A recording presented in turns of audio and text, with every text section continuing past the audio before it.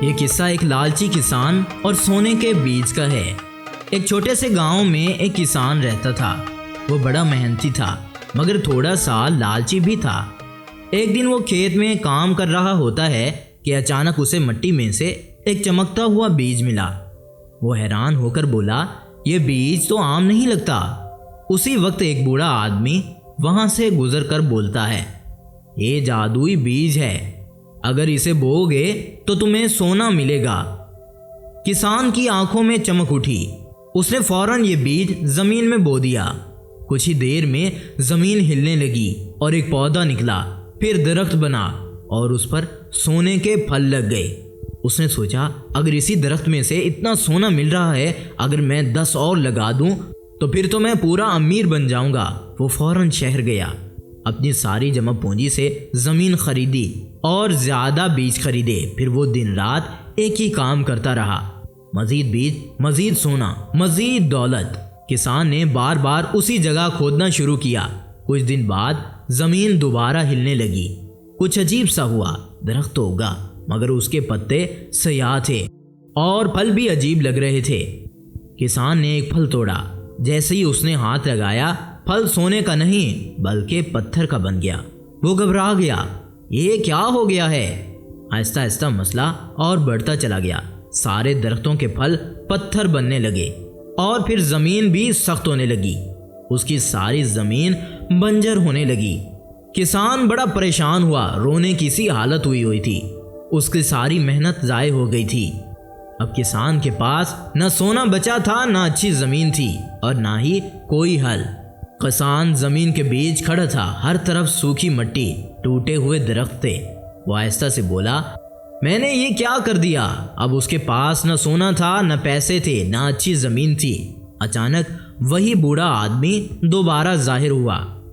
کسان نے فوراً اس کے پاؤں پکڑ لیے، مجھے بچا لو، میں سب کچھ کھو چکا ہوں۔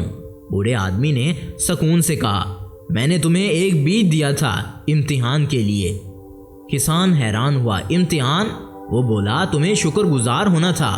کسان نے روتے ہوئے بولا، اب کیا ہو سکتا ہے؟ بوڑھے آدمی نے کہا، اگر تم دل سے اپنی غلطی مان لو اور محنت سے دوبارہ کام شروع کرو تو زمین واپس ٹھیک ہو سکتی ہے۔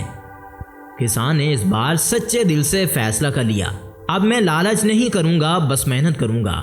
وہ دوبارہ کھیت میں کام کرنے لگا۔ دن گزرتے گئے، آہستہ آہستہ زمین زندہ ہونے لگی۔ زمین پھر سے ہری بھری ہونے لگی، پودے اگنے لگے اور زندگی واپس آ گئی۔ کسان نے آسمان کی طرف دیکھا اور مسکرا کر بولا، اصلی دولت سونا نہیں ہے بلکہ محنت اور کنایت میں ہے۔